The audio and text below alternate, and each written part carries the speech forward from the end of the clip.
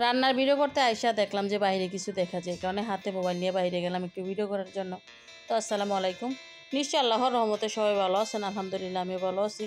তো এই তো নকশি খাতা দেখলাম অনেকগুলো, আসলে আমার ছোটো যে সেলাই করা কাঁথাগুলো কিন্তু রৌদ্র দিছে। তো আমরা যেহেতু এই কাঁথাগুলো সেলাই করে বছরের পর বছর কিন্তু আমাদের আলমারিতে থাকি, আমরা কষ্ট করে সেলাই করে আসলে এগুলো কিন্তু একদমই গায়ে দেওয়া হয় না। তো এই যে আজকে দেখলাম যে বাইরে দিছে, তো আমি দেখে একটু ভিডিও করতেছি। তো আসলে আমিও কিন্তু আমার অনেক কাঁথা সেলাই করা আছে, আমার কাঁথার ভিডিও কিন্তু আমার পেজে আছে।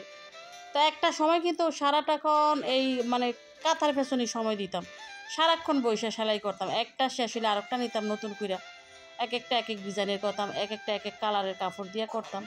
তো আসলে এখন আর সেই সময় নেই। আর ফেসবুকে কাজ করলে আসলে অন্য কোনো কাজে মানে কর্ম ওইটা আর থাকে না। দেখা গেছে প্র্যাকটিক্যালি যে কাজগুলো প্রতিদিনের যে কাজগুলো ওগুলাই মানে করা হয় আর কি। তবে আলাদা করে আর কিছু করে। আর কাঁথার কাজ যেহেতু অনেকটা লং টাইম একটা কাঁথা সেলাই করতে নিলে অনেক সময় লাগে, কিন্তু দেখেন অনেক সময় নিয়ে কাঁথাগুলো সেলাই করা লাগে।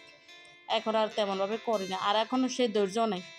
আগে দেখা গেছে একটা কাঁথা মানে ১ মাস ১.৫ মাসে মানে কখন সেলাই করবো, সবাই একসাথে নিলে কার আগে কে সেলাই করবো ওইটাই করতাম কিন্তু। তবে এখন আর সেই সময় নেই, আর ধৈর্য নেই সত্যি বলতে। সব সময় না সব কিছু একদম ইচ্ছা করে না করতে।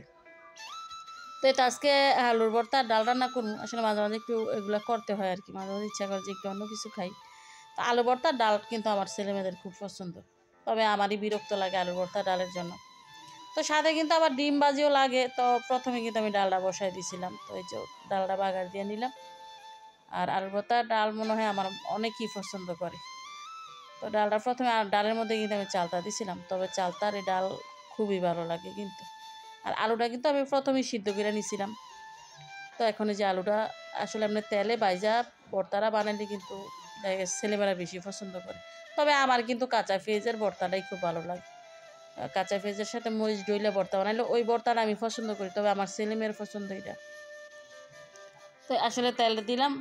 আর কাঁথা একটা সময় মনে হয়েছিল যে আমি অনেক চাদর করবো, অনেক কিছু করবো, সোফার কাভার অনেক কিছু করবো, তবে এখন আর মানে ওই ইচ্ছাটাই নাই যে করবো। আবার দেখা গেছে এখন অনলাইনে অনেক কিছু অনেক সুন্দর সুন্দর ডিজাইনের অনেক কিছু পাওয়া যায়, এই কারণে আর করা হয় না। আর একবার ফেসবুকের যদি কাজে কেউ হাত দেয়, আমার মনে হয় না জীবনে তার অনেক কিছু কাজ থাকে আর কি। আর যেহেতু হাতের সেলাই করা কাজগুলো অনেক লং টাইম, এগুলো আর সম্ভব হয় না।